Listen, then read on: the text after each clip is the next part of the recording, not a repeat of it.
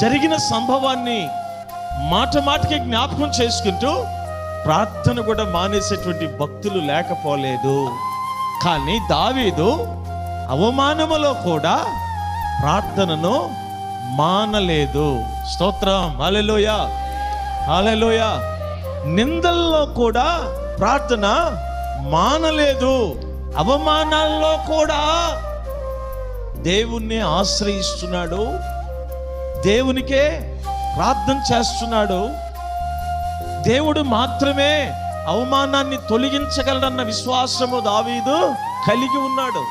హల్లెలూయా. నా జీవితం నీకంకితం, నా సర్వము నీవే యేసయ్యా.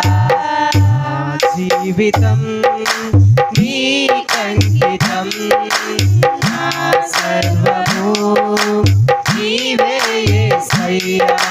నీవే నా కాపరి, నీవే నా ఊపిరి, నీవే నా కాపరి, నీవే నా ఊపిరి, నీవే నా ఆశ, నీవే నా శ్వాస, నీవే నా ఆశ, నీవే నా శ్వాస.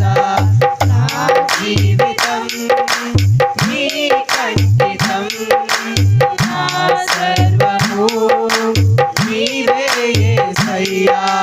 నా జీవితం